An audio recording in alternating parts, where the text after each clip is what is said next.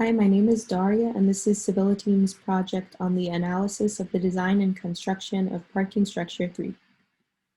So an overview of our presentation, we're going to be going over the background of parking structure 3, as well as project objectives and some design considerations we took into account. We're going to look at the gravity and lateral system of the structure, as well as observe the construction sequence. We're going to be getting into some specifics with calculations and wrap up with some key results and lessons learned, as well as recommendations for future applicable study. So some background of parking structure 3, it's a reinforced concrete moment frame structure. It was constructed in 2007, and the engineer for this project was Miyamoto International. It consists of 6 stories and 3,500 spaces, and this parking structure is actually 2 separate structures that has an atrium in the center. So our project objectives, we want to discuss the types of events that parking structure 3 can resist. So this includes seismic loading as well as dead and live loads. We're going to observe the construction process. The structure was cast in place and it has post-tension slabs. We're going to analyze the gravity and lateral load paths, as well as utilize Adapt PT software to model and analyze the continuous post-tension T-beams subject to gravity loads. And we're also going to do some representative design calculations for flexure and shear. So parking structure 3 is a reinforced concrete special moment frame, and these structures are designed to exhibit ductile behavior under seismic loads. The framework for these structures consists of a repetitive series of beams and columns, as you can see on the image on the right. And parking structure 3 has a seismic joint which connects the 2 structures. And this is to prevent pounding from lateral loads for 2 adjacent buildings during an earthquake. Some architectural design considerations taken into account when designing the structure was a desire for increased lighting and visibility, and this was mainly for security reasons. And this is as opposed to a shear wall, which blocks a lot of the natural light coming in. The moment frame allows for a lot of that sunlight to get in, especially in the atrium. This structure was designed based on performance-based engineering, also known as PBE. So PBE is an alternative design approach that's used in place instead of the factor of safety engineering standards. It's used with a complex analytical software which evaluates the reliability through modeling under real-world loads. It's a valuable software, especially in an area where you have soft ground or seismic activity, and it's a probabilistic software. The advantages of this, it models the structure's behavior prior to construction, and there's also an increased reliable prediction of seismic behavior. So next, I will be handing it off to Hestia, who will be discussing more of the design considerations of parking structure 3. Thank you, Daria. Hi, my name is Hestia Wang, and I'll be going over the considerations that went into the design of the project. A nonlinear static pushover analysis was performed using a site-specific response spectra, which was the core of the design procedure. Using such analysis, a higher level of drift was anticipated for this moment frame structure compared to a shear wall structure. Other factors such as the economy were taken into account when designing several different elements in the structure. For example, the gravity elements were post-tensioned for economic purposes. On the other hand, other elements such as the lateral elements were designed to be generally larger for additional stiffness and were mildly reinforced to allow ductile behavior, for example, yielding. This is because yielding dissipates seismic energy, which reduces the overall seismic response of the structure. Overall, it's expected that the reinforced concrete special moment frame lateral system would display ductile behavior during design-level earthquakes, which means some yielding of the mild reinforcement and cracking, without major spalling or loss of gravity load carrying capacity. Next, I'll be discussing the gravity system. The gravity system has a load path starting at the one-way post-tension slab, which spans between post-tension Cunningham beams at 17 feet on center, into set beams, and into the girders, which go into the cast-in-place columns and drilled cast-in-place piers, and down into the foundation. Next, I'll be discussing the lateral system. The lateral system has a load path starting from the floor or the horizontal diaphragm, and if the moment frame isn't as long as the diaphragm length, into the collector, then into the moment frame itself, and then down into the foundation. The reinforced concrete special moment frame is the core of the lateral system. It uses post-tension Cunningham beams, which were designed as moment frame elements with mild reinforcement added inside. This made a highly redundant moment frame system without additional large moment frame beams in one direction. In addition, the elevator and the ramps were taken into account in the design of the lateral system. For the elevator, the surrounding walls were constructed of CMU, which were based on considerations for durability and fire safety. And these walls were retained by slip connections, except at the base. These slip connections ensure that no contributions were made to the gravity and lateral force resisting elements. Then for the ramp, which typically use bearing only connections, which meet slab on the grade, are usually incorporated with the post-tension slab levels above them. This introduced eccentricity in the analysis and design. Next, I'll be passing it on to Trishna. Thank you, Hestia. Next, we'll go over the construction sequence of parking structure 3. The first step involves the construction of drilled piers, which is also called caisson, where large holes are drilled into the ground and subsequently filled with concrete. Next, the columns were created. Next, beams and slabs were cast simultaneously using slip forms and shoring. And this is where the concrete is poured into the top of a moving framework. Next, the tendons are pulled to post-stress the concrete in order for the concrete to reach a strength of 3,000 psi. And the steps 2 through 4 are repeated for each level of the parking structure. Next, we'll discuss seismic detailing and process.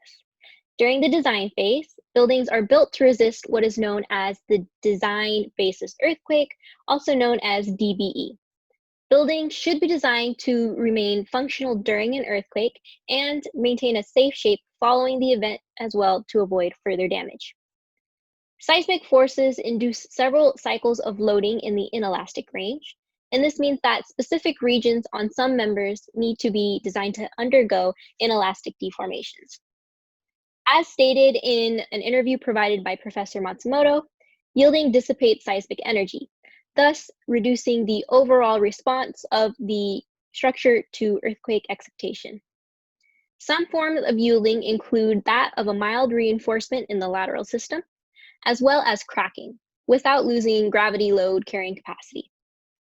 Every building is required to be given a seismic design category, or SDC, which ranges from grades A to F. The SDC is used to determine 6 different aspects, including the permissible structural systems, level detailing in the structure, limitations on height and irregularity of the structure components that must be designed for seismic resistance, structures that are exempt from seismic design requirements, and the types of lateral force analysis that must be performed.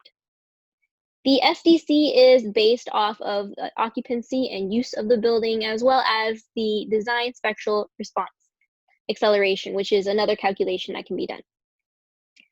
Additionally, an analysis of story shear and story drift can determine a building's capability to resist heavy damage from seismic loading. Story drift should be minimized to limit damage done to shafts, stair enclosures, glass, and other design elements that may not necessarily be for structural purposes. Story drift can be modeled in Mastan and compared against the ASCE standards for earthquake design.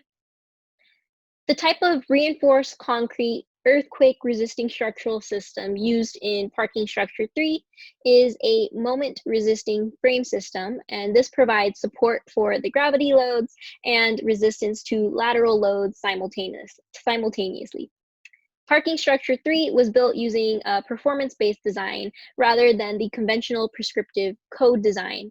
And performance-based design is more costly and it's an additional service. However, it is beneficial because it allows for a more predictable earthquake performance of the structure, which increases safety.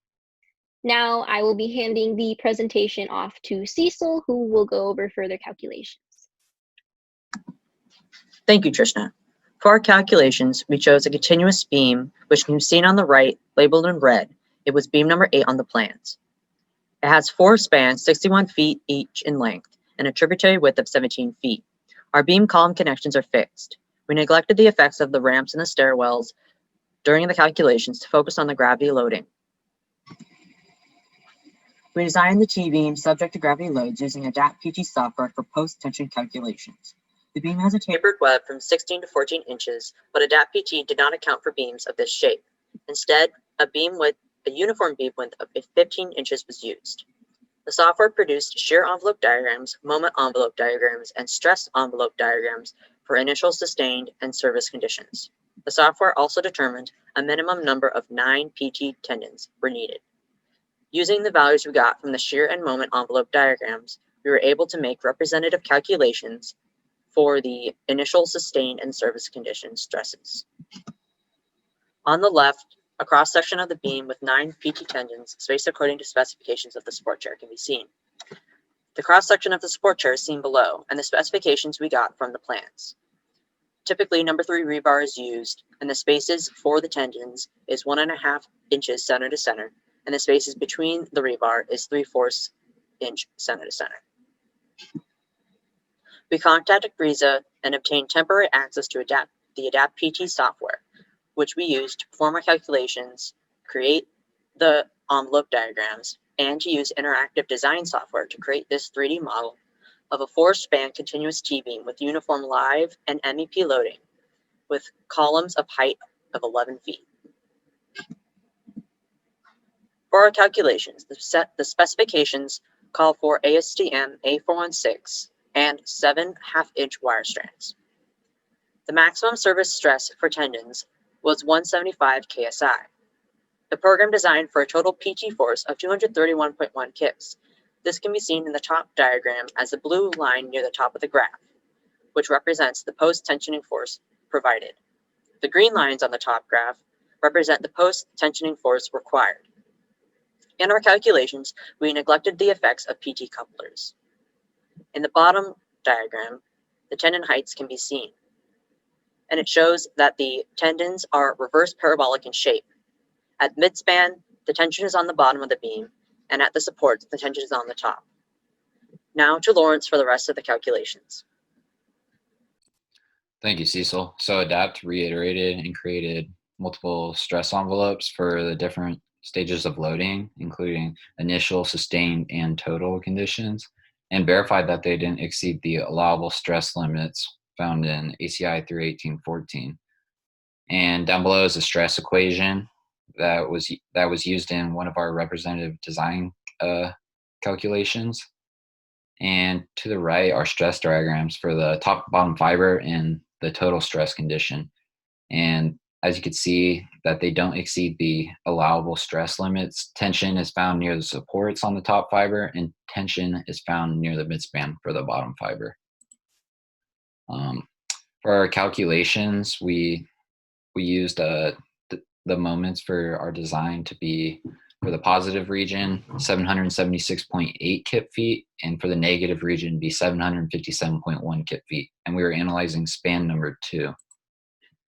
And we verified that our flexural strength, when reduced by a factor of 0.9, exceeded the demand imposed on the member. And on the bottom left, you could see an equation where we consider both the pre-stressing steel and the longitudinal reinforcement for stirrup supports found in the beam schedule in the plans. And to the right is a diagram showing how we can how we included both the rebar and the pre-stress. And there's the compression blocks up top here, but one thing to note is that we neglected the compressive effects of the continuous longitudinal stirrup supports.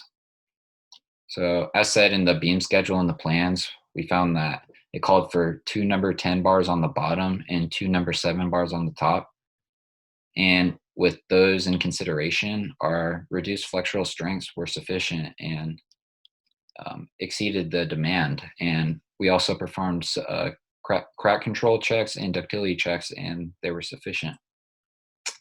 For shear, we were also analyzing span 2, and we found the ultimate shear to be 94.6 kips for our design.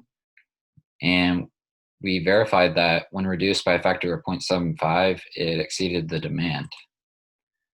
And when determining VC, we used an ACI 31814 in section 22.5.8.2 in the code.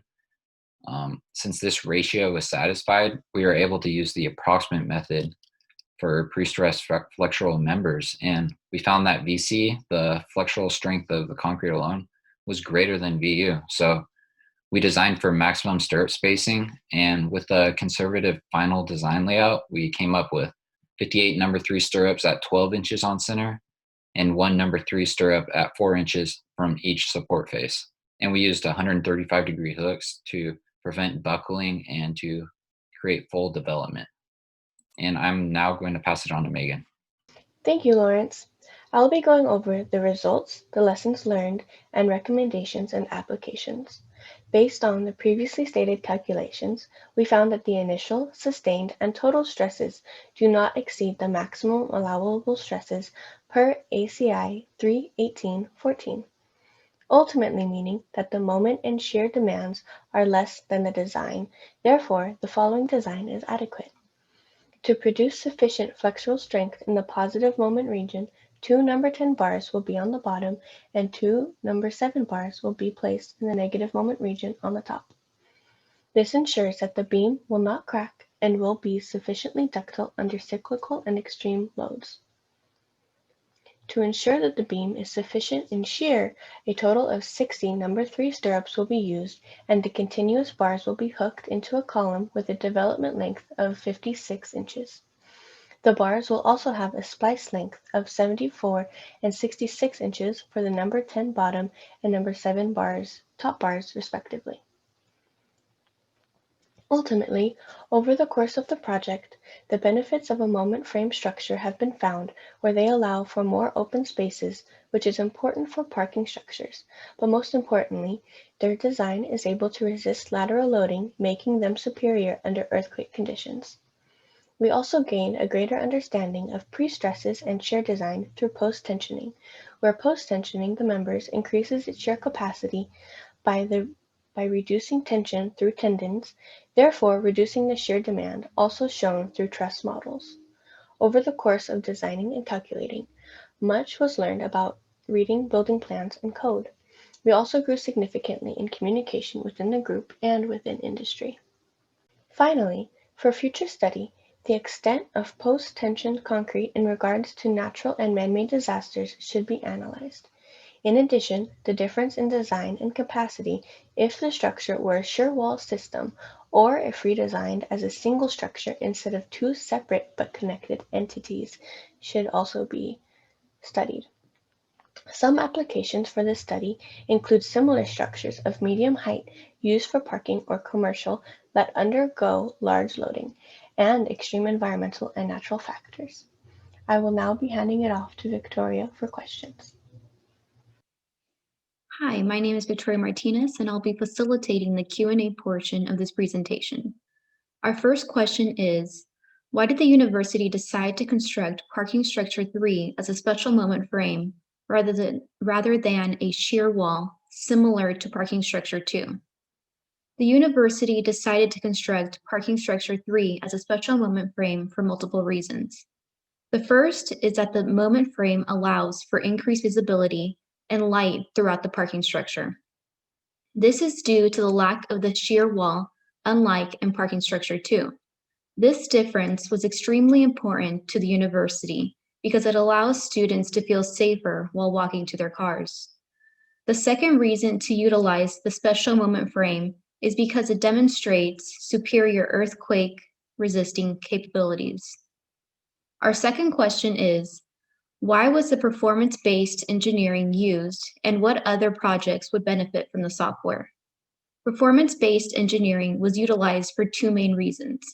The first is that it allows for more predictable earthquake performance. Second, it can allow for more efficient design.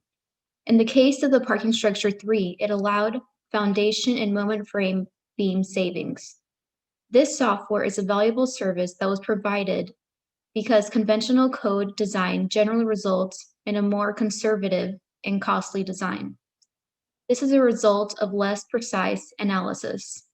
Other projects that would benefit from the software are those that work with soft ground and those that are in seismically active regions. Our third question is, how was the ADAPT PT software utilized to perform calculations? The software performed multiple iterations and optimized the design based off of the inputs. The number of tendons and PT forces were determined based off of the envelopes for all combinations and load skipping. The design moments, design shear, initial stresses, total stresses were all found for the indeterminate system with beam-to-beam connections. The software determined that a minimum of 9 PT tendons were needed. Our fourth and final question is, why did the PT tendons have a reverse parabolic shape, changing height throughout the beam? The answer is to counteract the tension caused by flexure in the fibers sufficiently. Near supports, tension was at the top fibers, and near midspan, bottom fibers were in tension. Next, we would like to give a special thank you to our reinforced concrete professor, Dr. Matsumoto, and graduate student Ruben G. Sengha for all of their guidance and resources that they have provided throughout the project. That'll conclude our presentation. Thank you.